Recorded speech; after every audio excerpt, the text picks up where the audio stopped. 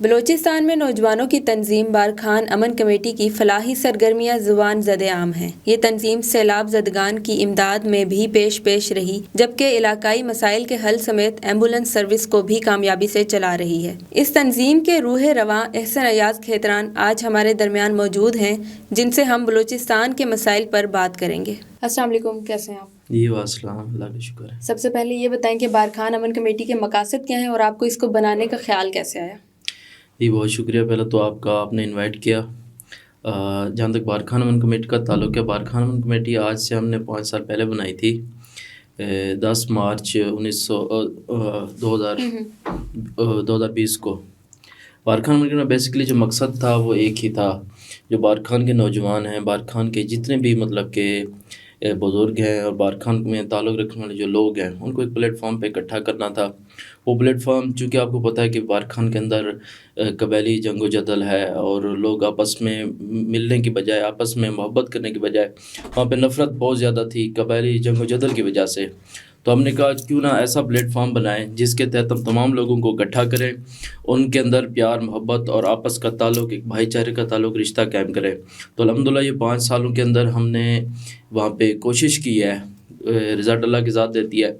تو زیادہ نہیں تو تقریباً کوئی 300 کے قریب قتل اور مختلف جو فیصلے تھے، جرگے تھے، ہم نے وہ کیے ہیں۔ 300 کے قریب مختلف فیصلے کیے ہیں۔ اس کا فائدہ سب سے زیادہ یہی ہوا ہے کہ بھی تو لوگوں کے اندر شعور پیدا ہو گیا ہے۔ وہ لوگ جو مطلب کہ دوسری ایکٹیویٹیز میں انوالو ہو رہے تھے، تو انہوں نے اچھی ایکٹیویٹیز کے اندر پارٹیسپیٹ کرنا شروع کر دیا تھا، خود سے نئی تنظیمیں انہوں نے بنانا شروع کر دی۔ اب اس وقت الحمدللہ بارکھان امن کمیٹی بارکھان کے اندر کوئی 5 ایک تنظیمیں نئی بن گئی ہیں جو کام کر رہی ہیں معاشرے کی بہتری کے لیے۔ بیسیکلی اس کا مقصد ہی یہی تھا کہ بھی بارکھان کے اندر جو بھی لوگ ہیں ان کو ایک مفید شہری بنانا تھا، ان کے لیے مطلب ایک پلیٹ فارم ان کو مہیا کرنا تھا، وہ اس کے اوپر کام کر کے ان کے اندر جو بھی ٹیلنٹ ہے وہ اس پہ اپنا لوہا منوائیں اور اپنے آپ کو ثابت کریں۔ یہ بتائیں بلوچستان میں نوجوانوں کے مسائل کیا ہیں؟ مطلب تعلیمی میدان میں بلوچستان کے نوجوان کتنے پیچھے ہیں؟ بلوچستان میں آپ تعلیمی حوالے سے اگر ہم دیکھتے ہیں تو بلوچستان میں تقریباً تعلیم کے حوالے سے بہت پیچھے ہیں، یونیورسٹیز نہ ہونے کے برابر ہیں۔ ٹوٹل کوئی 5 سے 6 یونیورسٹیز ہیں۔ میڈیکل کالج تقریباً ایک ہی میڈیکل کالج تھا، ابھی ڈاکٹر مالک کے دور میں کچھ 4 سے 5 نئے میڈیکل کالج بنے ہیں، سب یونٹ بنے ہیں۔ اور سب سے زیادہ جو مین مسئلہ ہے وہاں پہ جو بیسک ایجوکیشن ہے، پرائمری، سیکنڈری اور ہائر ایجوکیشن، تو پرائمری سیکنڈری میں بھی مطلب کہ ایک تو مواقع نہیں ہے، دوسرا اس لیول کا سٹاف نہیں ہے، تیسرا جو بھی مطلب کہ ایجوکیشن کے اندر انوالومنٹ ہے ایلیمنٹس، تو وہ زیادہ تر کرپشن کی نظر میں ہو جاتا ہے، جس کی وجہ سے جو بیسک تعلیم ہے وہ بھی نہ ہونے بنی ہوتی ہے، تب جا کے آگے بچہ کچھ کر سکتا ہے۔ بیس ہی خراب بنی ہو تو بچہ نہیں کر سکتا آگے جا کے۔ تو آپ کے کہنے کا مطلب ہے کہ جو ہماری بیس ہے، جہاں سے بچے سیکھنا شروع ہوتے ہیں، وہی ٹھیک نہیں ہے، بنیاد ہی مطلب۔ بالکل آپ صحیح کہہ رہی ہیں، پرائمری اسکول نہ ہونے کے برابر ہے۔ ایک دوسرا بلوچستان کا رقبہ بہت بڑا ہے اور تعلیمی جو مراکز ہیں وہ کم ہیں، اور فنکشنل تعلیمی مراکز کم ہیں، اور زیادہ تر وہاں پہ بھی جو میری نظر میں یہی ہے کہ بھی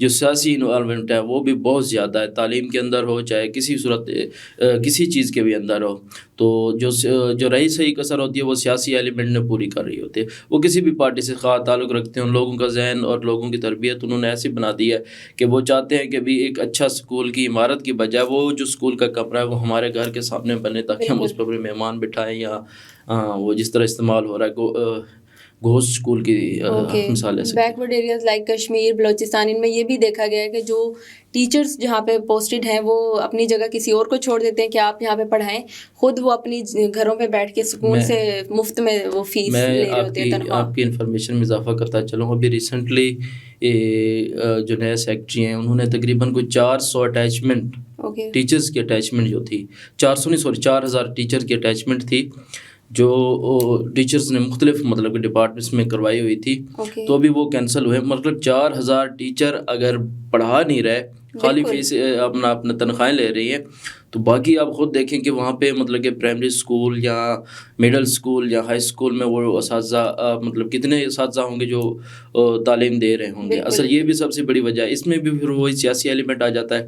کسی نے بھی اگر اٹیچمنٹ کروانی ہے تو متعلقہ جو وہاں کا MP ہے MNA ہے تو اس کی سفارش ہوگی تو آپ کی اٹیچمنٹ ہو جائے گی. اب 4,000 ٹیچر مفت میں گھر میں بیٹھ کے تنخواہیں لے رہا ہے. یہ اور وہاں بچوں کا مستقبل داؤ پہ لگا ہوا ہے. بچوں کا مستقبل ہے. بچے تو پھر بچے بھی نہیں جائیں گے, ماحول بھی نہیں بنے گا. جب شعور ہی نہیں ہے بچوں کو تعلیم کیا چیز ہے, پیرنٹس کو شعور نہیں ہے تو بیسک ایسی بات ہے. بالکل آپ صحیح کہہ رہے ہیں کہ بھی مطلب کہ جب پیرنٹس بیچارے کیا کریں. ایک تو وہاں پہ غربت بہت زیادہ ہے جس کی وجہ سے بہت زیادہ جو پیرنٹس ہیں وہ اپنے بچوں کو مطلب کام کاج پہ لگاتے ہیں. کوئی مال مویشی چرانے پہ لگا دیتا ہے, کوئی مطلب کھیتی باڑی پہ لگا دیتا ہے. اور رہی سے جو بچے جن کو وہ پڑھاتے ہیں تو وہ پھر کثر یہی پوری ہو رہی ہے, اساتذہ نہ ہونے کے برابر ہے, تعلیمی مراکز نہ ہونے کے برابر ہے, اور ساتھ ساتھ جو مطلب کہ فری آف کاسٹ جو ان کو بکس ملتی ہیں, کتابیں ملتی ہیں, وہ بھی نہ ہونے کے برابر ہے, جس کی وجہ سے غریب کا بچہ نہیں ہو کر سکتا. آپ سیاسی میدان میں بھی کافی سرگرم عمل نظر آتے ہیں. یہ بتائیں تحریک انصاف کا ہی انتخاب کیوں کیا؟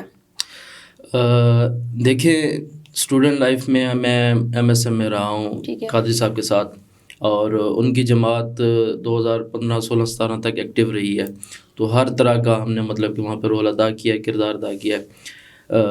قاضی صاحب جب اس سسٹم سے مایوس ہو کے انہوں نے استعفیٰ دے دیا کہ بھی مزید مطلب کہ سیاسی میدان میں وہ کچھ نہیں کرنا چاہ رہے ابھی تک, تو باقیوں سے بیسٹ چاہے زرداری ہے, نواز ہے, جب ہم نے دیکھا یہ موروثیت کو مطلب آگے لے کے آ رہے ہیں, خود نہیں تو اپنے باپ, کسی نے بیٹی کو آگے لے آیا, کسی نے کوئی بیٹا لے آیا, تو ایک ہی جماعت بچ رہی تھی وہ پاکستان تحریک انصاف. تو اس میں مائنڈ بھی دل بھی ایکسیپٹ کر رہا تھا کہ بھی ان کا ساتھ دینا چاہیے. اور دوسری جو ابھی جوائن کرنے کا مین مقصد یہ تھا, جب میں نے دیکھا ہے کہ بھی اپنا عمران خان کے اوپر مشکل وقت آئے, اس کے جتنے بھی لوگ ہیں جو بہت قریبی لوگ سمجھے جاتے تھے, جن کو انہوں نے وزارتیں بھی دی ہیں, وزیر بھی بنائے, وزیر اعلیٰ بھی بنائے, ہر طرح کا ہو گیا, وہ لوگ اس کو چھوڑ کے جا رہے ہیں.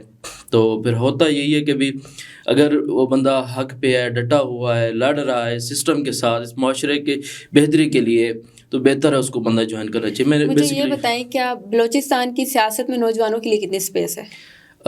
پہلے تو مجھے نہیں نظر آ رہا تھا, لیکن ابھی جب یہ جتنے بھی سردار ہیں یا دوسرے لوگ ہیں, جب یہ موسمی پرندوں کی طرح چھوڑ کے چلے گئے ہیں, تو اب الحمدللہ PTI کے اندر بھی ادھر بہت ساری اسپیس پیدا ہوئی ہے.